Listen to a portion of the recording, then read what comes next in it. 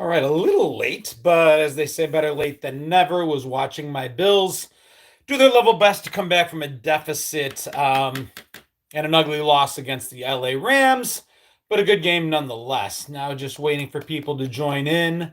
If you're watching this on replay, know we go live most Sunday nights at about 8 p.m. Eastern time. The old time slot for the wonderful world of Disney. We basically have taken it over and bring you the wonderful world of Generation X. Looks like Facebook is coming live. We got a few people joining in. I see a Sabres logo. Go Buffalo. What's going on, Kevin? How are you, my friend? Doreen is over on YouTube. Tony over on YouTube. Wirehead, Michelle, Cindy, John, Mark Vaughn over on Facebook. Deb, good to see you. Tammy Owens, hello. Tamara Johnson, hello. Kevin Bird, hello Razor, good to see you. Stacy, good to see you. Tammy Elaine, hello. What's going on? Hello, me Anna from snowy Saskatchewan. Deb German, how are you? Good to see you.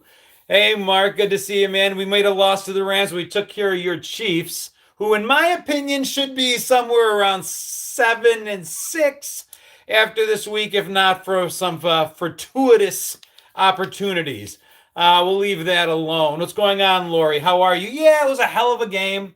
Hey, Lori, how are you? I hope Quinn's there too. Good to see you both. Marianne, my neighbor from South Carolina, good to see you. John, nice to see you coming in from Phoenix. Sarah, you guys have me strongly outnumbered and we just got started, so I'm doing my level best to read comments. I've got two cameras going, one on Facebook and one over here on YouTube.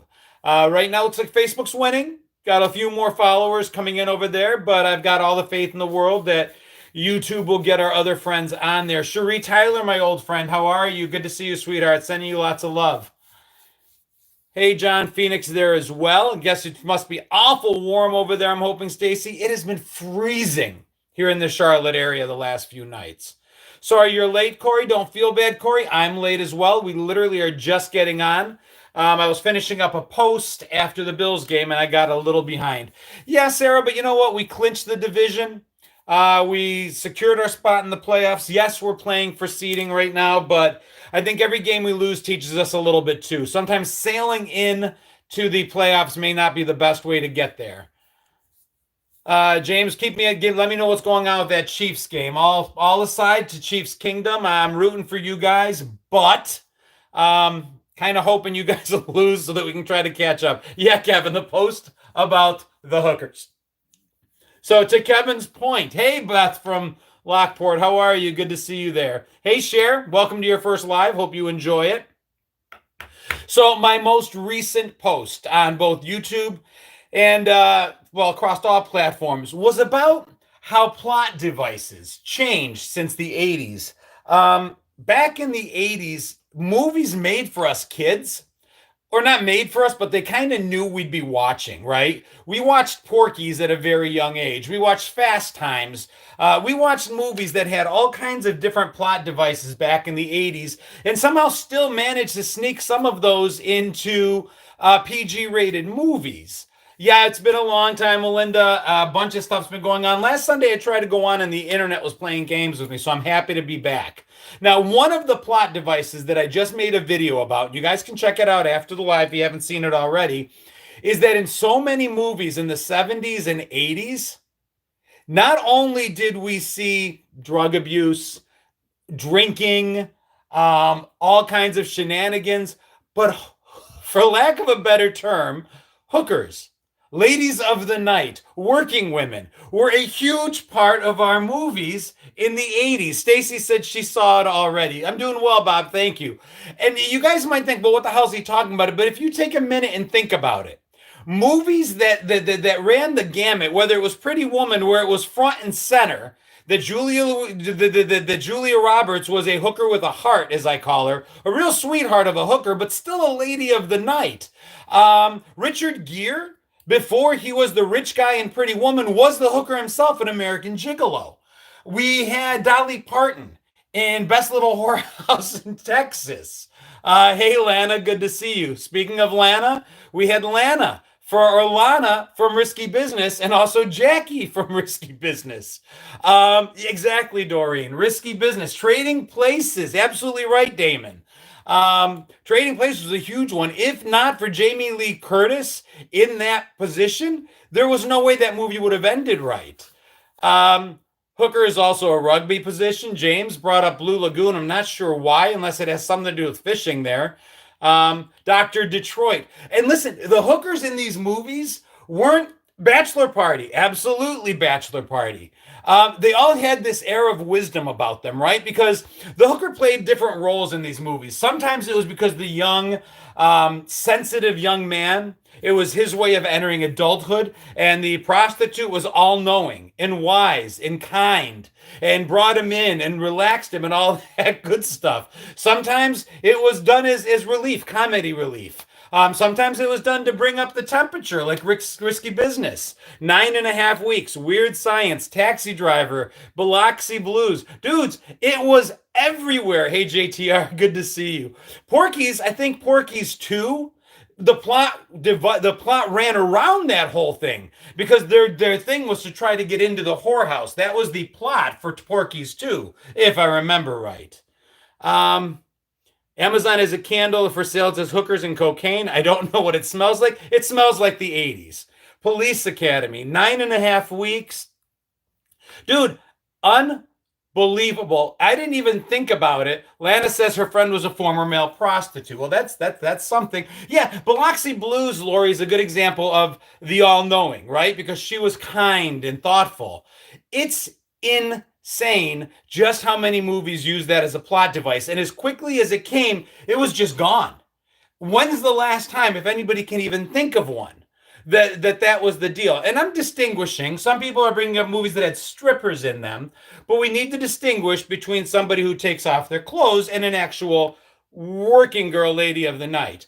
Full Metal Jacket. We can go on and on and on. And that was just the point of my post, because movies like that, it wasn't a bad thing. Not the profession itself. I'm not speaking to that. I'm speaking to it as a plot device. We didn't see anything necessarily wrong with it, as a plot device being used. It seemed like when we were going to grow up, there were going to be literally prostitutes on every corner, because that's what the movies made it seem like. But to date, I didn't know all that many. Ninja Turtles, Mr. 007, not so sure. Legend of Billie Jean. I don't remember the hooker in that one. Not saying it's not right. Pretty Baby, yep, that was one for sure.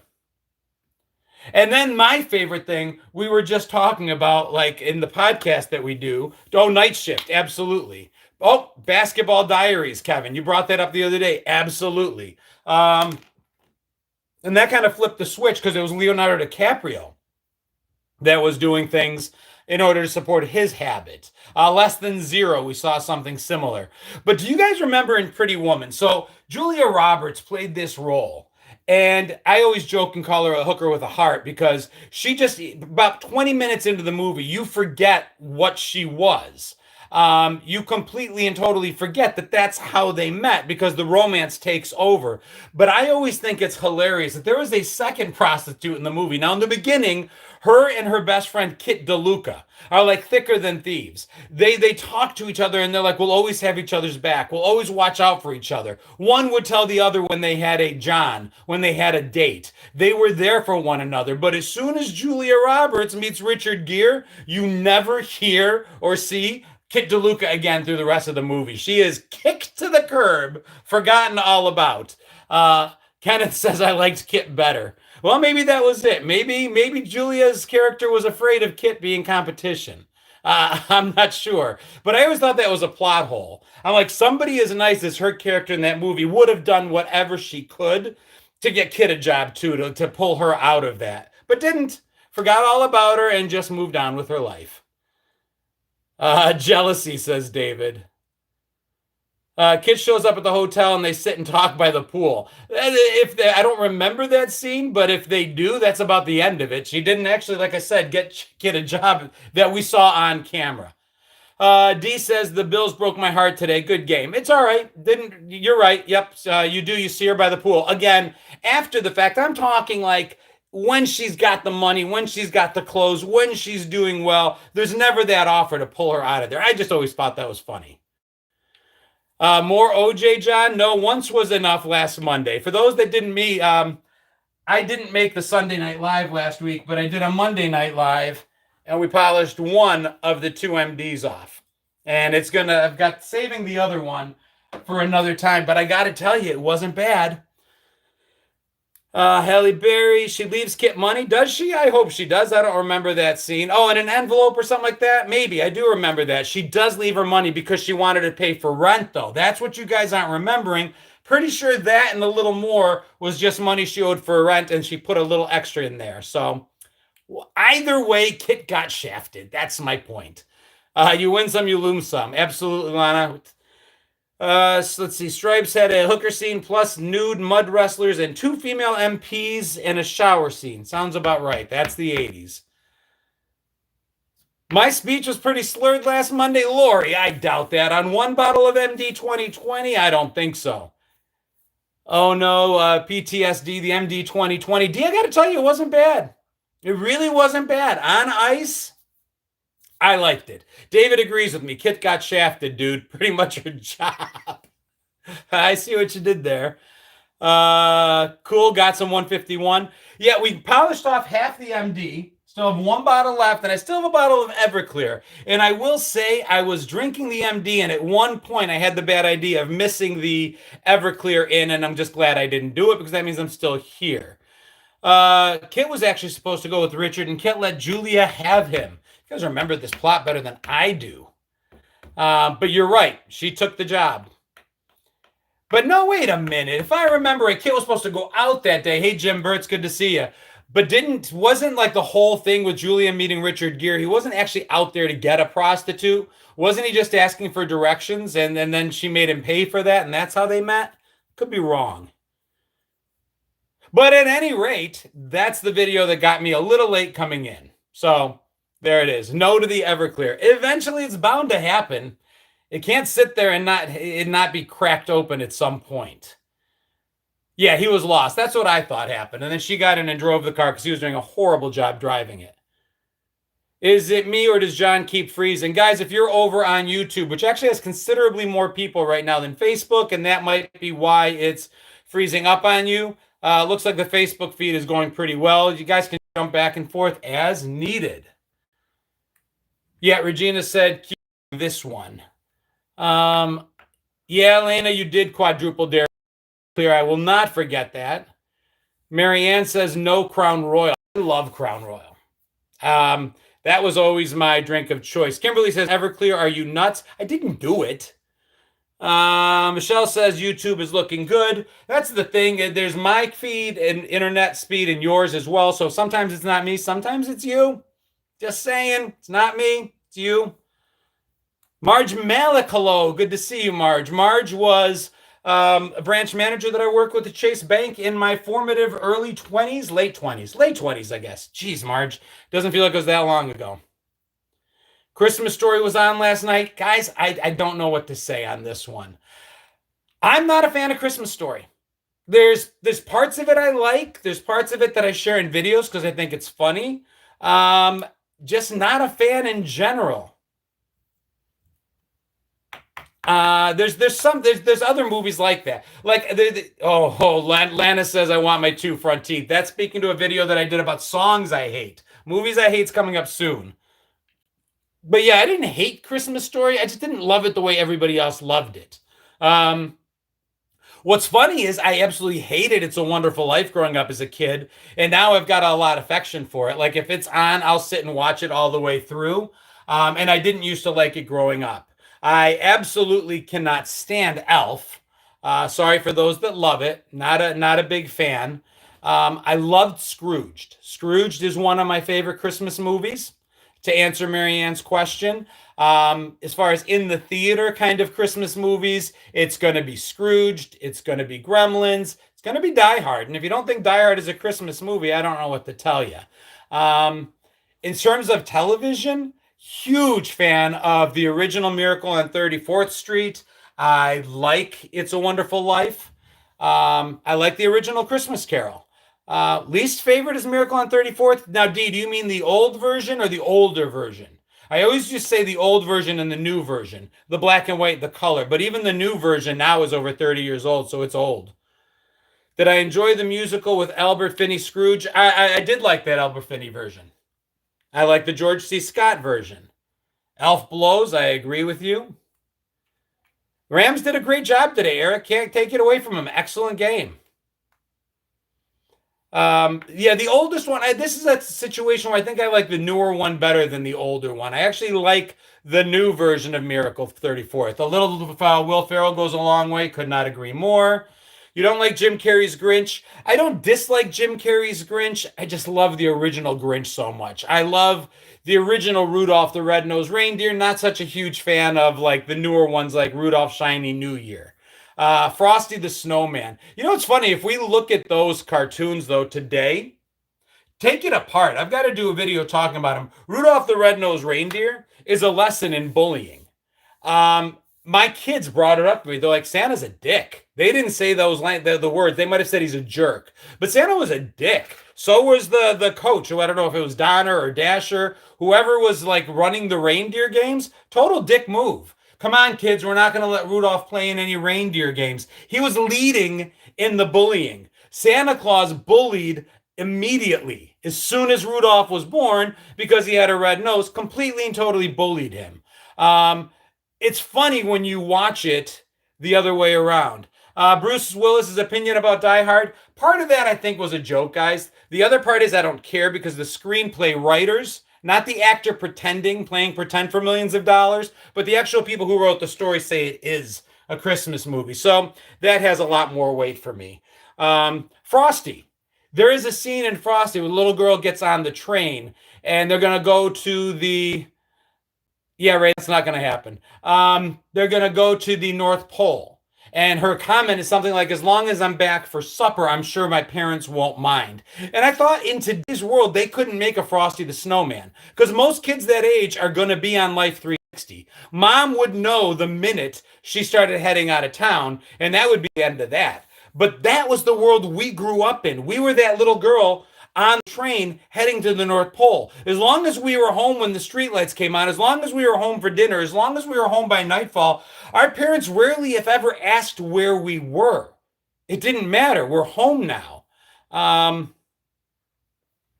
Exactly, Hellraiser. Back then with Rudolph, they're saying that it was all about conformity and fitting. And until the end, it did have a nice message at the end. As soon as Santa actually needed Rudolph, his entire message changed. Now we need you. Now we see what you've got and how it benefits us, so we'll be nice to you. Now that I have Machine Gun Ho Ho Ho scene, and I used that scene, Wirehead, specifically in a Christmas video that I made. Yeah, it really wouldn't work today. And the same thing is true with a lot of Disney movies. They wouldn't work today because the kid has to go out alone and have their own adventures. Sarah, I'm not sure why you're having so many problems over there. I apologize.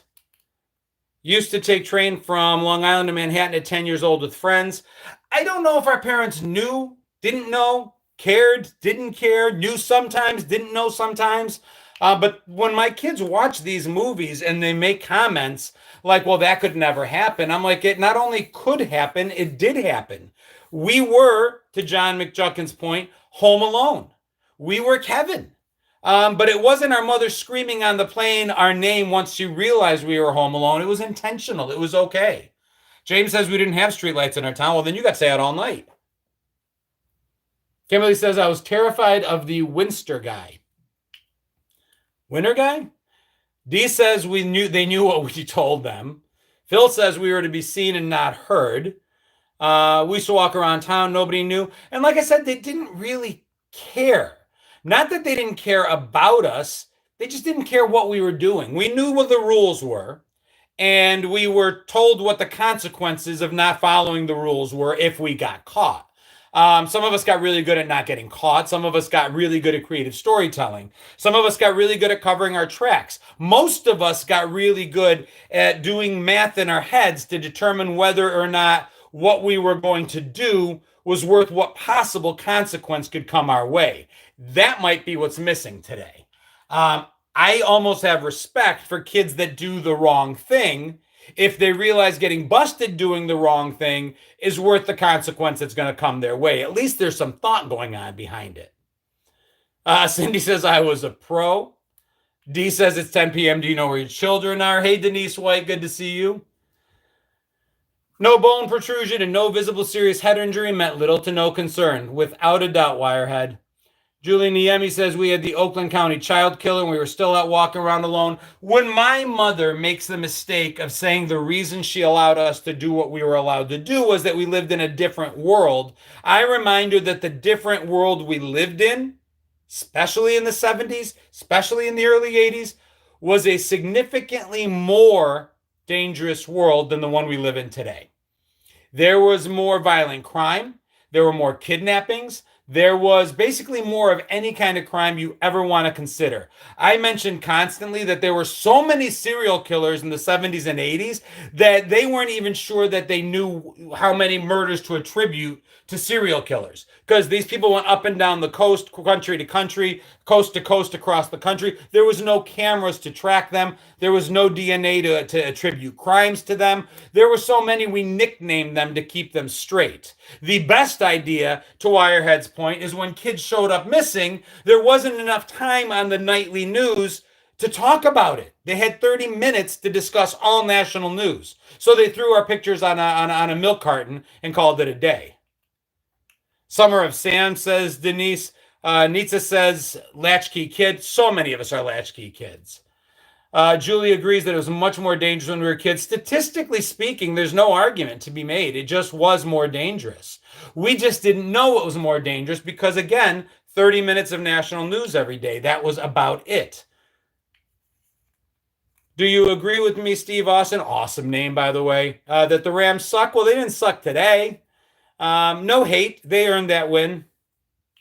Our defense could have made it a different turnout if they just come alive there at the end, but it just wasn't our day.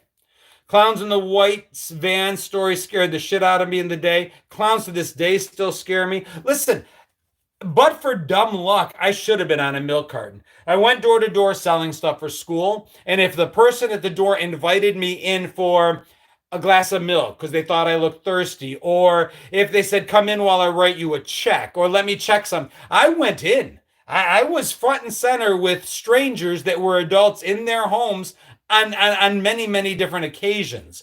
I took rides from people I didn't know. If it was raining outside or snowing outside, as I was walking the mile to school and you pulled over in your dry and warm windowless white van and asked me if I wanted a ride, yes, please. I hopped right in.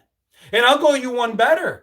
Do I have Linktree? I do, Lana. It's in the bio of all of, like, my Facebook account, Instagram, YouTube. I've got a Linktree attached to all of them. Yeah, I'm getting in, Heather. And then the best part is, I've mentioned this before, when my mother asks, oh, how did you get to school today? I saw that it was pouring, or I saw it was 20 degrees and snowing. I mentioned, oh, somebody pulled over and gave me a ride. And her biggest concern at that point in time wasn't, you did what? It was, I hope you remember to say thank you. Because to my Greek immigrant mother, it was far more important that I was polite and thanked the stranger than not having gotten into the car in the first place. We were raised by the town. Come pet the puppies. What? You got candy, puppies, and coloring books? Let me in. Dude, they didn't need to have any of that. It was dry and it was warm. I hopped right in. Different times? Yeah, different times. Salutations, Deborah. But certainly not safer times. That's the distinction I'm trying to make. We didn't do what we did because it was safer. We did what we did because we didn't know any better. And when people say, well, why don't you let your kids grow up the way you grew up? That's why. Because today we know better. It may have been fun. I may be really glad that I was fortunate enough to grow up the way I grew up and survived it, but no way in hell I'm letting my kids do it because I was lucky to have survived it. Sorry, I missed last night. Facebook didn't send me a notification. Yesterday, yeah, what was yesterday? Saturday? We didn't go live yesterday. We went live Friday for the 3-View Mirror. Remember the movie Citizen X about Russian serial killer? I do. We had to change the channel walking uphill and downhill in the snow. We were blissfully ignorant. We were. And I think kids can be blissfully ignorant. I think my kids growing up were blissfully ignorant. The difference is the adults are no longer blissfully ignorant. John, you're looking thinner. Yeah, I dropped a few pounds. A couple weeks ago, I had a little bit of a stomach bug. And as they say in that one movie, nothing like a good stomach flu. What was it? I think it was Devil Wears Prada. I love the movie. Not too manly to admit that. Good movie. I was one good stomach flu for my target weight, and I got the one good stomach flu. So thank you. Thank you, Lana. Much appreciated.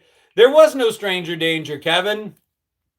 I walked door to door school fundraising. We all did because that's what we did. We sold. So, in order to raise money for school, we either sold things or we worked our asses off, right? We sold calendars, we sold wrapping paper, we sold world's finest chocolate bars and all manner of candy. Half of which we ate ourselves and then had to come up with the money before it was time to hand in the money. Or we did paper drives, soup can drives. We ripped the labels off of every soup can in our pantries. We collected box tops. We did the work. Today, my kids going all through their school, they didn't work for any of their fundraisers, whether it's chorus or volleyball, whether it's the school fundraiser, it's all just donations. You sponsor the kid, you support them. It's like a GoFundMe for their school. Car washes is another great example. Troy, thank you. We had to do something. Our parents didn't do it. Today, the parents do it. We do it. We post on our Facebook. And if you have, 1.4 million followers, then everybody at your daughter's school is like, can you help us? And I'm like, I don't really do that. I did it once. I don't like doing that. But believe me when I tell you, those who have caught wind of what I do here are like, dude, you could really help us. I'm like, yeah, I'm sure I could. I'd rather the kids sold something. I'd rather the kids worked. I'd rather them earned it. Hey, Rhoda, good to see you. Monica says, my mom bought light bulbs from the Boy Scouts. And I like the Boy Scouts, their popcorn is god awful, but I'll buy it. At least they're out selling something. Tied yellow ribbons on trees. I remember that, Gina. I remember that. We did that as well. I was in fourth grade, elementary school. And I remember on our wall at school, we had a huge bulletin board covered with the faces of the Iran hostages. And we made yellow ribbons and passed them out and put them on trees and did all of that. We did. Denise says, I sent you a message. Sadly, it's 1965. Oh, I did see that message just before I logged in, Denise. I wouldn't say sadly us 65Xers are turning 60. I don't think many of us thought any of us would be turning 60. I think it's amazing. There's nothing sad about it. And we make 60 look damn good. So at least I plan to when I get there, and I'm sure you will. I think it's awesome. We didn't think we'd be here. And yet there's still quite a few of us that are. When my son needed to raise money for something, we went to the bowling alley and sold the candy bars, got into shape to beat thyroid cancer. God bless. Just like Joe Piscopo. I remember Joe Piscopo. 60 is hot. I'll take it. Not there yet. It's D's birthday tomorrow. Happy birthday, D. None of us aged. Well, I mean, I've said it a billion times at the sake of being a broken record. Yeah, Rob Baccio turned 61 next year. Tammy Lane turned 54 last week. Happy birthday. I'm Mr. Roper's age. And I say what you want about getting older. I don't feel like I'm Mr. Roper. That said, I had a question of the day at work today with the servers at the restaurant that I bartend in 3 nights a week. And the question was, how old would you have had? No, the question was, how old would you have to be in order to consider, God dang it, I'm glad I did it right in the video. How old would you have to be today in order to be considered old?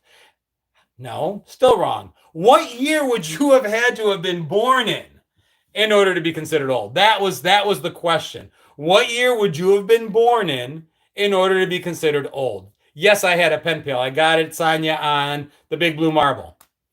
Chris says 1979. Vibe says 1947. I'm like, listen, if you can't collect Medicare benefits, if you can't collect retirement benefits, then you're not old.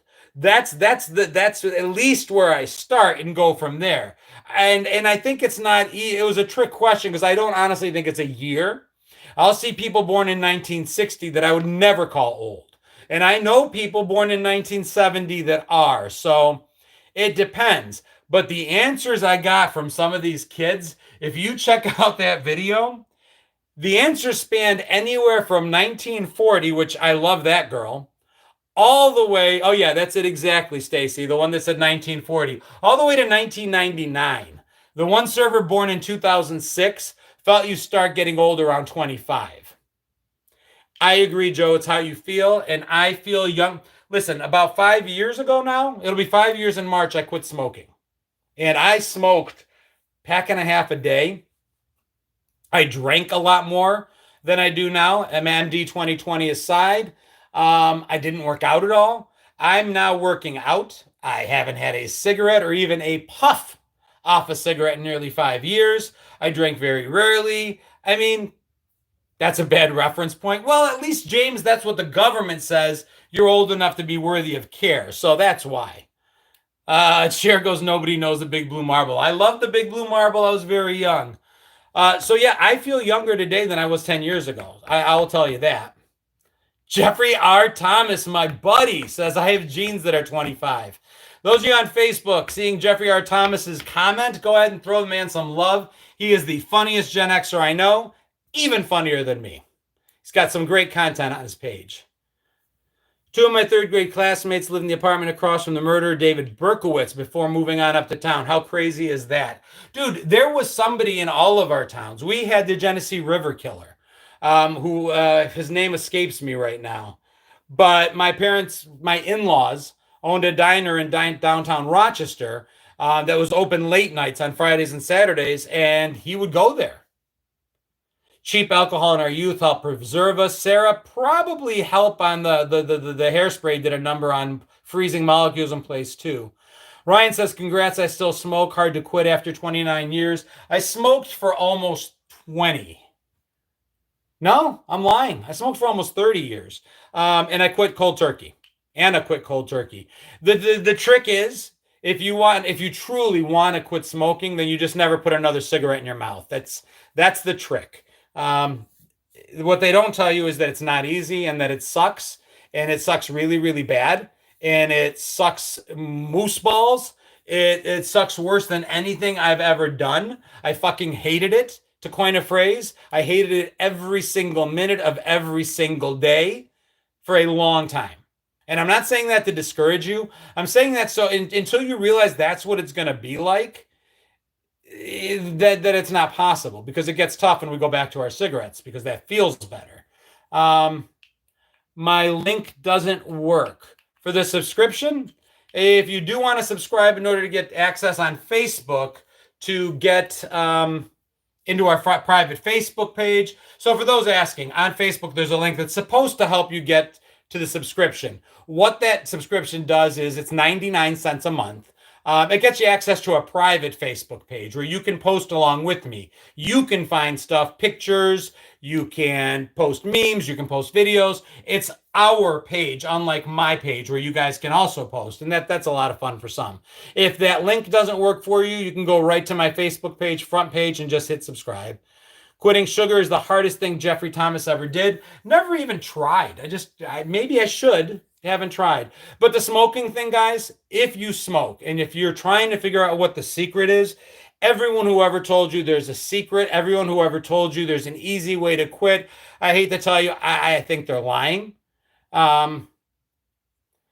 Sophie, you just got to stop. I know it sounds so horrible. But you just have to you just have to put them down and say, I'll do anything other than smoke. I will drink a ridiculous amount of water. I will go walking. I'll yell at my wife. I will yell at my kids.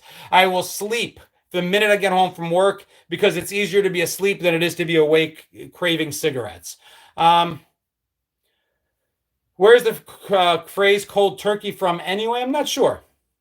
There's just not an easy way. It's easy in doing it. You just don't smoke. If the cigarette cannot jump into your mouth. Can't happen. The cigarette cannot force you into the store to buy it. And there's no willpower involved. If you think that quitting smoking is a matter of willpower, I promise you're going to lose. You cannot fight your way through it. You have to decide that you are done. Because if you leave the door open to, I'm going to quit smoking unless it gets really hard. I'm going to quit smoking unless something really bad happens that day. I'm going to quit smoking unless I break up with my significant other or unless somebody, it has to be, I'm done no matter what. And that turns off that piece of your brain that says, maybe I will, maybe I won't. Because that's what drove me nuts. The other quits I had, I was struggling. Can I?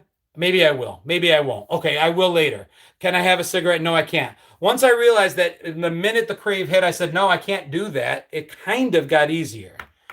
Um, just that's really it, guys. It's not willpower, Sheila. It's really, really, really not. Willpower will fail you. It's just deciding you're done, no matter how much it sucks. Marlboro Point's not going to lie, Kevin. Pretty awesome. I had some pretty snazzy stuff thanks to Marlboro. And you got to remember, those of us that bartended back in those days, at the end of the night, there were so many empty packs of cigarette all over the bar, and I ripped off the points out of every single pack. I had the Marlboro Miles duffel bag. I had the jacket. Any piece of swag Marlboro was giving up, I got.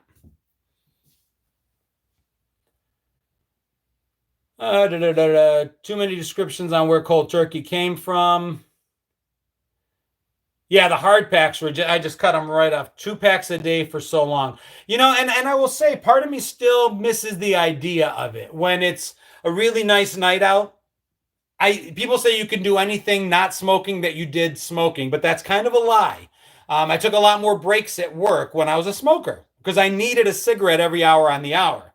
I didn't realize how unfair it was to my fellow employees, but smokers get more breaks. Sitting out on the porch having a cigarette is something I miss because I don't sit out on the porch and not have a cigarette. It's just not the same thing. But I'm so much healthier. I'm so much happier. And I've heard things now that I didn't realize then. My youngest daughter, who's 12 now, basically told me she didn't like it when I hugged her sometimes, but she didn't want to say anything because she didn't like the way I smelled. She told me things like it really hurt her feelings whenever we would go somewhere and she was in a play or in dance or whatever and saw me walk out the back of the room and leave because I had to go have my cigarette.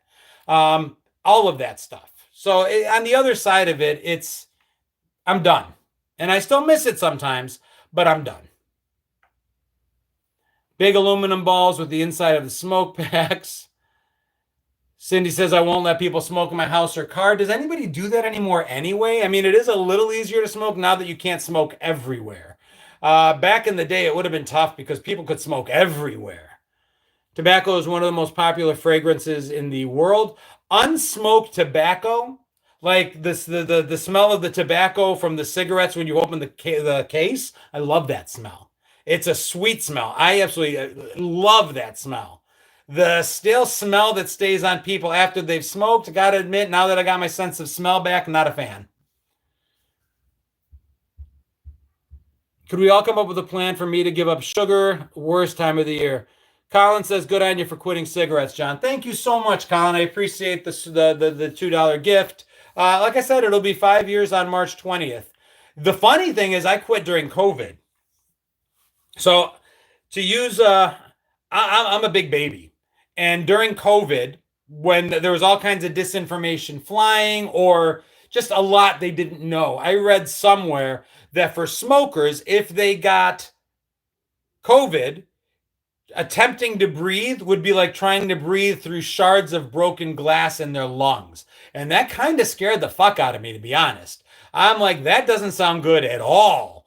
So I, in my infinite wisdom, thought, well, maybe this would be a good time to quit. Yeah, the time when I had nothing but time on my hands during a pandemic is when I thought would be a good time to quit smoking. So yeah, it was not. It was a very bad time. But I did it anyway. Eli, thank you for gifting a membership over on YouTube. Appreciate that. Everything in moderation per the sugar. I don't think I don't add sugar to much of anything, and I don't eat candy. I eat a lot of fruit. Do you have to give up fruit if you want to give up sugar? Because that was not going to happen. I love fruit. Something about the chemical reactions, the olfactory glands. Look up keto recipes on my page. See sugar-free cranberries and pumpkin pie. Very cool, Julie.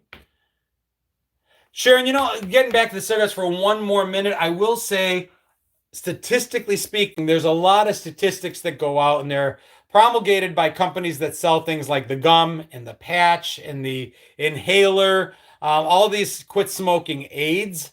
Just my opinion, based on the research I did. If that's what helps, if the patches are what helps you get off of cigarettes, God bless. I'm glad it worked for you. That's awesome. Whatever it takes. What my research has found is people that quit using those aids quit in spite of those aids, not because of them. For me, I realized that it was prolonging the inevitable, and the inevitable being when I finally would just give up. The patch took too long to come down. The gum took the edge off the nicotine, but kept me addicted. All of that stuff. Cold turkey seems horrible, but it's the fastest way off. You just have to say, I'm done. And I remember hearing it when I was a smoker, and I'm like, fuck you. I got so angry. If you're smoking, you want to read my journey, I will again post on my Facebook page and in the YouTube posts over on YouTube. There's a support group that I posted to a lot. Writing and journaling helped me a lot. And you will read day after day of me basically hating my life. It was horrible. But I kept saying at the end, the only way to get to where I want to go is by getting through it. So I don't want to belabor the point too much. I'm passionate about it because I feel if I can quit, anybody can. Because it was hardest for me to quit than anybody else in the history of the world, I promise you. Or at least that's how it felt. And I still did it. So you can do it. I promise you can do it. It's easy to quit when you make up your mind to do it. Corey. Easy's relative. It still sucks. But you've quit. And it just sucks. You're somebody who used to smoke that hates life. And it'll be that way until it's not. And eventually it's not. And then your mind loves to play games on you because it's an addiction. And you will think it's not getting any better until you get to the other side. And then you realize it was getting better, but your addiction was lying to you. It was trying to force you back into it. So it's different. You'll figure it out, to Rain's point. As a diabetic, no bread, flour-based foods, watch what you drink, too much sugar, watch your fruit intake and milk. We've all got our thing.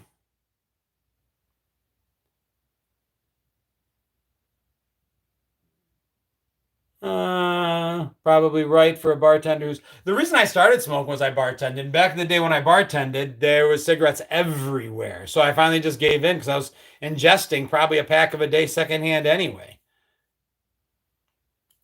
My grandmother quit cold turkey when she had a health scare. Yeah, don't wait for the health scare. Working out helps a lot. Working out, I do the whole fit over 50 thing. And this most recent bout with the flu really hurt. It was a rough one. I now know, or at least I have an idea. Hey Ray, what's going on, brother? What you women go through at a certain age, because this flu, this virus, whatever it was, I was alternating between chills and sweating my ass off every 20 minutes. I would rip off all the clothes on my body and just be sweating to pieces and then piling blankets over blankets on top of me trying to warm up, alternating over and over again, rinse, lather, and repeat. It was horrible. And it took me off my workout game for a couple of weeks, and I'm still trying to kind of get back into working out. I went 4 times last week. I'm trying to get to 5 this week. Working out helps a lot. I feel so much better. And specifically weightlifting. It's great that you walk, it's great that you swim, it's great that you do Pilates or whatever it is you do, but lift some weight if your doctor allows it. It's got benefits that are different than all others.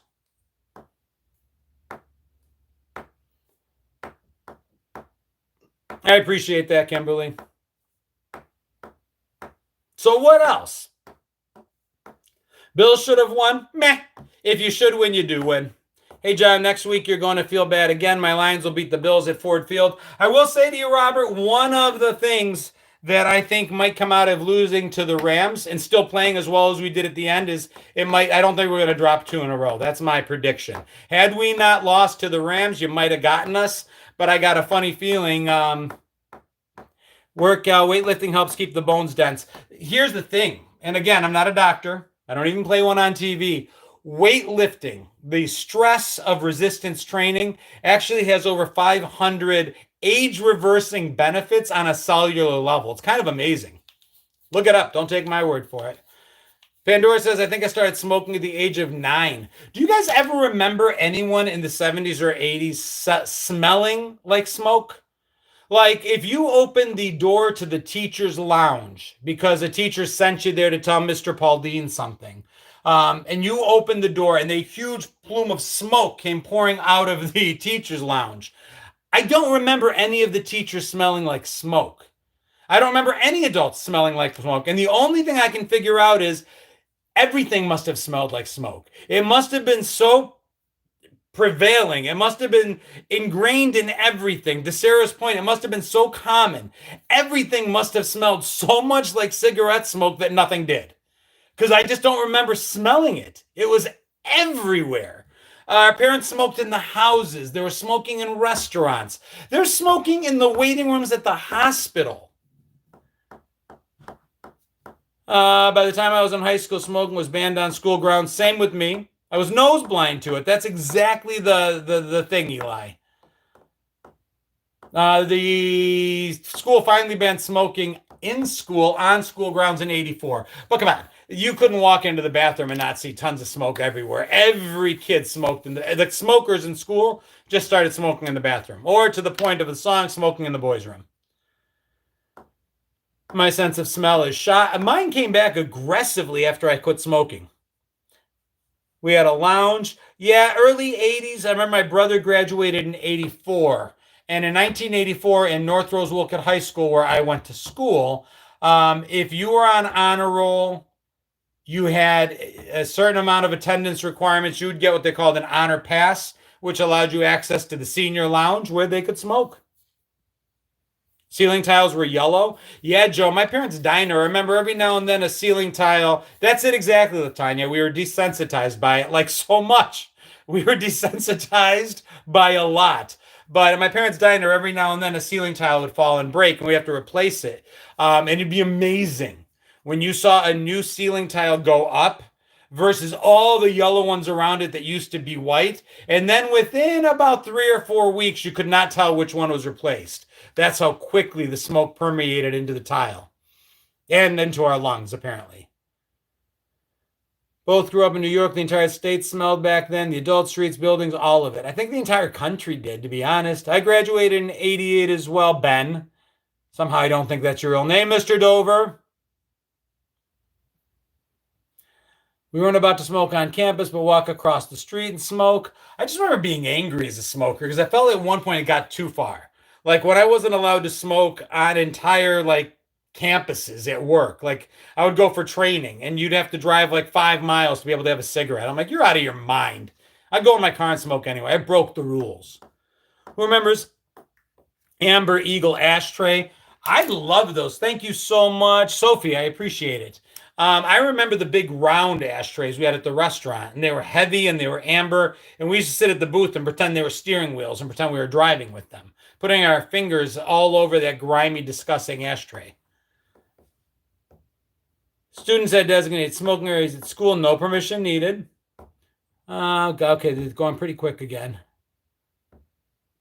Yeah, the smoking in restaurants thing had to happen, the outlawing. I get it. But part of me thinks of it this way. If I own a restaurant, the market will dictate. If I decide to allow smoking and I make more money, then I'm giving people what they want. If people don't want smoking in the restaurants, then they won't come into my restaurant. I won't make any money, and I'll make the decision to go the other way as well. I think society changed. I think you'd lose money if you allowed smoking in your restaurant today. So I go back and forth. Part of me is like, I don't know. Libertarian in me says just let them decide what works for them. I really acquiesced a little for the restaurants. The bars, I could go both ways because I didn't know too many people that drank regularly and heavily in the bars that we owned that didn't smoke. Hey, Sharon Rains, good to see you. Don't disagree with you, Nicole. John McJunkin, McDonald's ashtrays were the coolest. Tin ashtray with Ronald Grimace and Hamburglar. I remember those. We made ashtrays in elementary school. I often joke and say that our formative years were sponsored by Philip Morris. They didn't even pretend they were candy dishes. They were ashtrays. We literally made ashtrays as gifts and took our tiny little fingers and made the indents for where the cigarette could rest.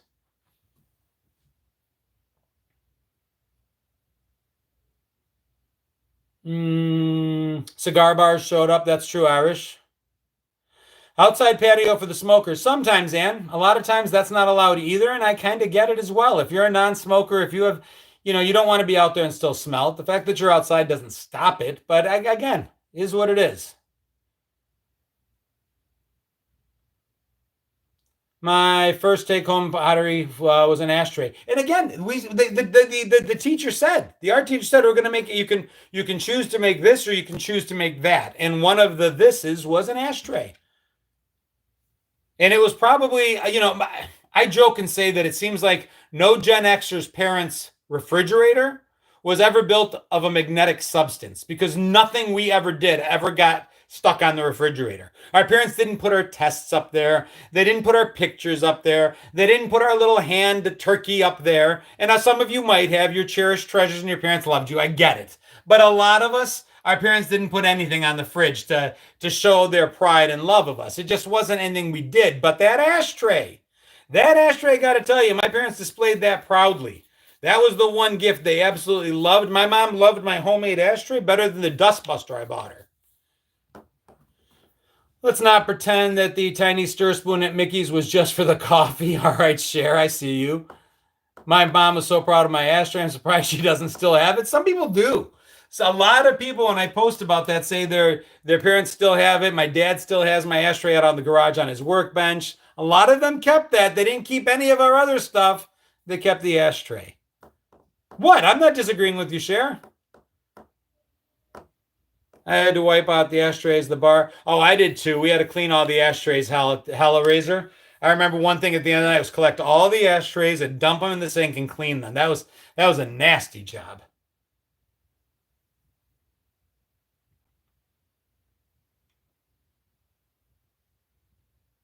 All right, we're going on 52 minutes already. Damn, this went by fast. Janine says, John, it's my birthday in 2 days. I got a dentist appointment. I had a seizure that lasted about 45 minutes and I broke several teeth. My prayers go out to you. Happy birthday, and I pray it was an isolated incident. I hope and pray the dentist appointment goes well, and I pray for health for you in the new year. God bless. Also, see your doctor and help God along. Make sure you get a plan to make this better. My refrigerator is covered in scratch and stiff Snickers. I'll give you that. Maybe some magnetic alphabets. Nothing went on the fridge, says Julie.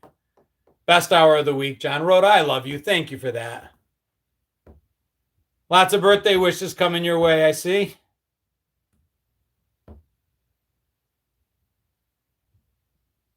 Are you going to try for Big Brother again? I am. Much to my wife's chagrin. It usually takes 2 or 3 years to get on. I got further in the selection process than I'm really allowed to tell, so I won't speak too much on it.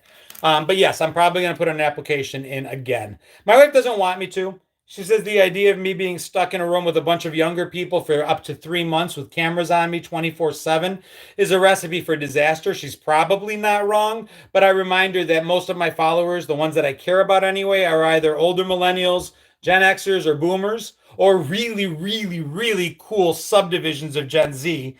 And they won't really care. They're really hard to offend. Am I from Wolcott, New York? I am, Vinny. Was born in Rochester, went to North Rose Wolcott High School. My parents owned a diner in town and a bar in town for years. Thank you so much, Steve. God bless you as well. We will do trivia again. Okay, so we've cleanup time, right? We've got a few minutes. I'm going to get back to doing trivia every week. So at the end of the show, give me about 10 minutes. And then what I'd like is the 300 or 400 people we've got coming in and out. Getting on Survivor, I'd vote my own ass out. They come home with parasites. No. Thanks, no. I want to be in a nice cushy house. go to the link tree. It's on my Facebook bio. It's on my YouTube bio. Give me about 15 or 20 minutes if I could ask of you guys to do this for me. I'm going to put up another trivia crack contest. It's just a place we can all play together. Was it Nick's in Wolcott? No, Nick's was in Sodus, actually, just down the road in Elton. My parents owned a place called the Greeks Tavern and the Deluxe Restaurant, which everyone just called the Greeks. It was across the street from what was then Russell's Service Star. I think it's a True Value now, right near the train tracks. So yes, please, if you guys could, go to my link tree. There's going to be a trivia crack link. You click on it, and it's going to take you to an all 80s version of trivia that we all play against each other to see who's going to take the top spot this week. It's going to be all 80s. It's going to be 3 rounds. First round starting tonight, and then every single day there'll be a round after the fact. And they actually do sponsor me. They help me financially for posting. It doesn't cost you guys anything to do it, to download the app, to play. You can choose whether or not you want to watch an ad if you accidentally get a question wrong. That's on you. But that's one thing you can do to try to help support the page. Does the name James Egney ring a bell? Was in basic training with him back in 88. It doesn't. I knew a Kirk Egner, who I know went through basic training at that point in time. Wait, a trivia crack game? Yes, Cher. So I do GenX Jono trivia, and it's usually 70s, 80s, and 90s. This week, it's going to be all 80s. It's going to be history, geography, pop culture, entertainment, art. Just a bunch of questions for 3 rounds. It's a lot of fun. And if you give me 25 minutes after this is done, I will post a link in my link tree that you guys can jump to. Or if you happen to follow me on Facebook, I'll put a link up on Facebook. Happy birthday, says Sarah, to everyone having a birthday in the coming week. Yeah, so that's just one of the ways you can support me. This is becoming more and more. Oh, show my trivia crack pillow. They sent me one of these. What year did I graduate? I was 88. This is taking up more and more of my time, and I love every second of it. It's all by choice. I don't want anybody to feel they owe me anything. I choose to do this. But posting videos every week, photos, answering messages as best I can. I go live 3 or 4 times a week. So this is pretty much all-encompassing for me. I only work a few days a week outside of this. So love your Gen X shorts. I'm not wearing my Gen X shorts. Oh, my shorts on YouTube. Gotcha. Ha ha ha. So you can subscribe on Facebook. That's 99 cents a month. That's one way to help me out. If you want, you can choose to join on YouTube and pick a different level. And that also helps. All of it helps. And I really appreciate it very, very, very, very much. And the trivia crack's probably the easiest way to do it. That's all I got tonight, guys. It's a lot of fun. For those following along, I will do my level best. Tuesdays on YouTube, I try to go live at 7. I go live from work, one of the nights I bartend. Do you like Messi or Ronaldo? I don't really follow football, soccer football. I try to go live from work on Tuesdays. We do, at the bar, basically run a Facebook AOL page. It's just basically like you guys chat while I work. That's on YouTube on Tuesday nights. Also on Friday nights, I also go live on YouTube at 5:30 with a couple of my friends for the podcast that we run. Mahomes got sacked. That makes my heart feel good. That's it. Tuesdays from the bar are fun. It's different. It's you guys taking over the page and chatting, and I just chime in whenever I get a moment because I'm usually running my ass off. Graduated in 87. I knew you were younger than me by the topics you post. Not by much. Have a great week, guys. Absolutely have the best week ever. I will see you on Trivia Crack. Thank you for those that subscribed tonight, especially on Facebook. I see some of you have hit that button, so thank you. Have to get in on the trivia. It's very easy to do. I'll post instructions right on my Facebook page. It's all I got. Chiefs are not better, Logan. We beat you, but you guys own the Super Bowls so far. You're welcome, Kevin. Always a blast. Thank you so much. I see you there, Wirehead. Love you guys to pieces. Can I do a wrestling themed thing for the Friday show once? Yeah. I'll try to come up with something. Throw me some ideas. Message me. Love you guys. Peace. Be good. Stay hard, stay strong, stay working out, stay healthy, quit smoking. Drink more, smoke less. Love you guys.